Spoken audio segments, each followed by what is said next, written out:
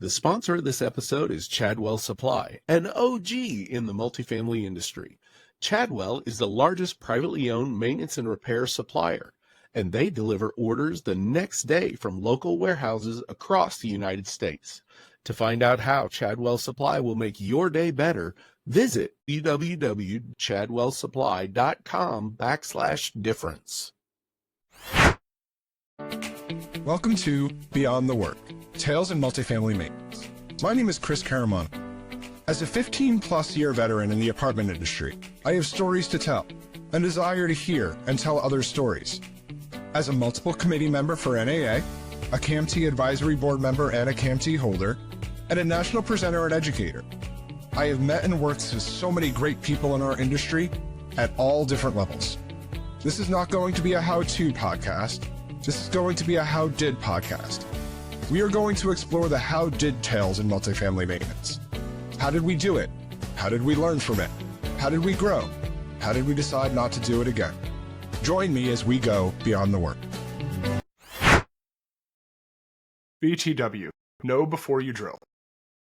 You've all seen the call for before you dig signs. Every local utility, whether it's gas, electric, or water, has its own ad campaign and signage. Call 811 is a nationwide, easily accessible resource for when you or a contractor are working that you can call to ensure that your digging is being done in a safe manner without any danger or damage to underground utilities that can be dangerous to you and your communities, residents, or even your bottom line.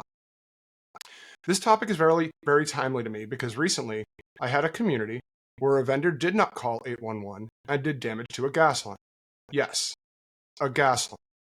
Thankfully, there was just damage to the line. No catastrophic event, no loss of life, but the situation definitely could have been worse. Thankfully, the work caused damage to a main gas line that only serviced 3 apartments, and 2 of which were vacant. But there are a lot of reasons to follow the process. Here are some of the reasons why calling before you dig are important. Safety. We want to make sure that we're avoiding injury from hitting underground utilities. It's paramount. This damaged gas line could have been much worse, and I'm sure we've all seen news reports of the worst case scenarios. They are scary, and something that keeps me up at night when we're doing work at sites, especially heavy construction work. There's also legal compliance. It's often legally required to check before digging to prevent damage to underground infrastructure. Since the contractor did not do what they were supposed to do prior to digging, the job was shut down immediately and the project was delayed. The contractor and the owner face enormous legal exposure and fines from the local jurisdiction and the utility. Cost. Unintended damages can lead to costly repairs and fines. On top of the project delays, the cost to relocate residents, or any emergency repairs, additional testing, and turn-on fees, it all ballooned this project that was already expensive by thousands of dollars. Service continuity. We're a service business, and digging without knowledge can disrupt the essential services like water, electricity, or gas, even internet. A community experienced a day-long blackout because of an unmarked dig. You don't know what to do in that situation. You have no power, there's no way to get it on, and you just have to be patient and wait at the same time you're servicing your residents. In this gas line example, the resident that was affected was without gas for 3 days, which required us to hotel them and take them away from their home, their belongings, and their family. Environmental protection. We want to preserve the integrity of our ecosystem. It's vital. An excavation project can disrupt things like natural habitats due to lack of An excavation project can disrupt things like national habits, environmental protection. Preserving the integrity of our ecosystem is vital. An excavation project can disrupt things like natural habitats due to lack of proper site assessment.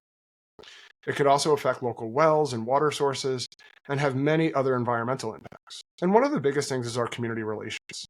We want to maintain good relationships with our neighbors and the community that we live in, as well as protecting our residents. It's a lot easier if disruptions are minimized. The contractor's failure to check before digging led to tensions with other residents who were concerned over disrupted services and their family's safety. Wouldn't you be if there was a gas line broken in an apartment building next to yours? And then efficiency. Knowing the layout of underground utilities helps plan for a more efficient and effective project execution.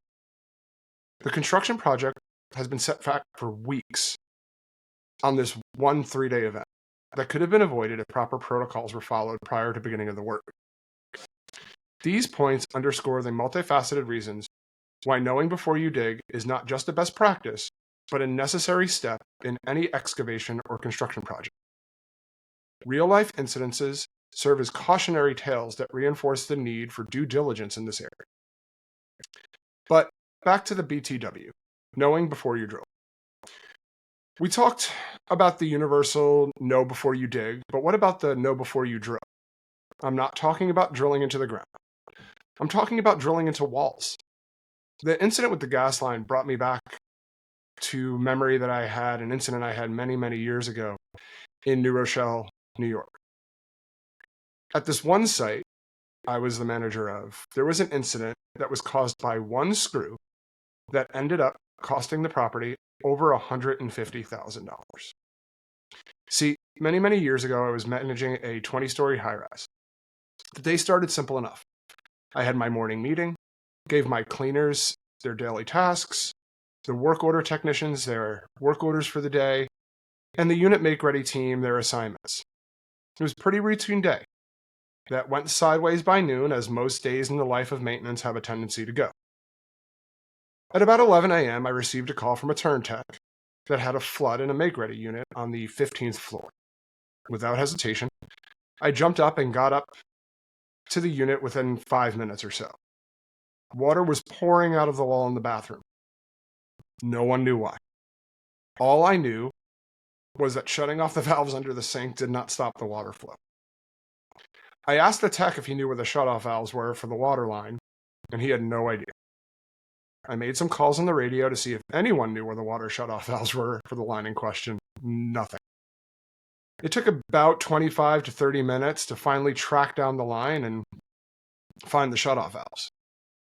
The water lines were located in a drop ceiling on the 7th floor of the building. They were unlabeled. I'm sure I shut off 25 to 30 valves in the ceiling that day, waiting for the call that the water had stopped. I wish I could say I was exaggerating for dramatic effect, but I'm not. I remember every detail of that day and the weeks that followed. In the 30 minutes it took me and my team to find the proper shutoff valve, 28 units had taken on water in one form or another to varying degrees. The cost of the remediation and the reconstruction was in excess of $150,000. Chadwell Supply is the proud sponsor of the Multifamily Media Network. Chadwell Supply is the largest privately owned MRO supply company and is committed to the multifamily industry. They deliver orders the next day from local warehouses across the United States. Chadwell Supply offers valuable resources such as maintenance training, a dedicated renovations team, and procurement platform assistance, ensuring multifamily properties operate more efficiently. Partnering with Chadwell Supply helps communities stand out in an increasingly competitive market. Learn more at chadwellsupply.com/difference. I mentioned earlier that was all a single screw and a make-ready technician that didn't know before he drilled. So here's my story. The fairly green technician made a simple mistake that anyone can make. He was replacing the bathroom sink basin. He tried to secure it to the wall. He drilled once, felt a little resistance, but not the stud. He thought he had grazed it. He backed out his screw, moved it slightly over, and drilled again. Same thing. On his third attempt, something similar happened, but when he pulled the screw back out of the wall, that's when he realized he had heard water. Then he started to see water. He had perfectly drilled through the 3/8 inch copper water supply line in the wall, not once, not twice, but 3 times. See, I'm a collector. I collect things from the places I've worked and incidences that I've had. I use these as a reminder for the reminders of these experiences to have some forethought and work through things in the future. So I still have that copper pipe from that day for those of you that can see it on video. Here's the proof that I've been carrying for over a decade. Here's the copper pipe with 3 perfectly drilled holes right through it. I've kept it to remind me of that incident and to ensure that I also think of something all the way through before starting the job. Drilling into a wall without prior knowledge can lead to various issues. Here's some of the reasons why it's important for you and your residents to know what's behind your walls. You want to avoid electrical hazards. Drilling blindly can result in hitting electrical wires, risking electrocution or fire. I've had residents drill into live wires, causing short circuits and costly repairs. Preventing water damage. Well, we've already talked about that in this example. Water, sewer, sprinkler pipes, they're all hidden in walls. They can easily be punctured, leading to leaks and thousands of dollars in damage. I think I gave you a great example of that. Gas line safety. Well, covered that too. Hitting a gas line, it can cause leaks, it can cause explosions, and one of the scariest of the possibilities in our industry. Something we don't think about very often is structural integrity. Drilling without knowledge can weaken a wall structure. A resident can try to mount a TV to a wall, drill too many holes, and compromise that wall's stability, and which could lead to additional possible damages. All of these things have costly repairs attached. Accidental damage to any of these things usually requires a professional to repair, which is additional expenses that we just don't need to have. And then lastly, preserving aesthetics. Incorrect drilling can mar the appearance of walls. An art collector can drill multiple walls to hang a painting, only to realize that the alignment was off, leaving new hole marks, new patches on walls.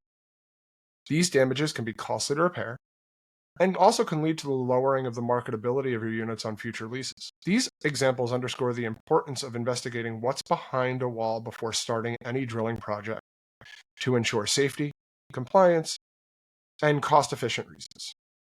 While it's important for our teams to know what is behind the walls, it's also important to explain to our residents during move-in and regularly throughout their tenure where they can and can't drill into our walls. For our maintenance team members out there, always use a stud finder or consult a professional to avoid these common pitfalls.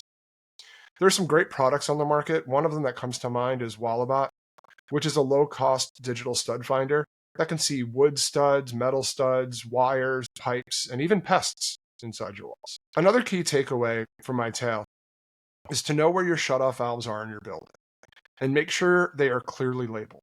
It's also very important that all team members know the locations of water shutoffs, and it should be reviewed during onboarding of new team members and with your teams on a regular basis.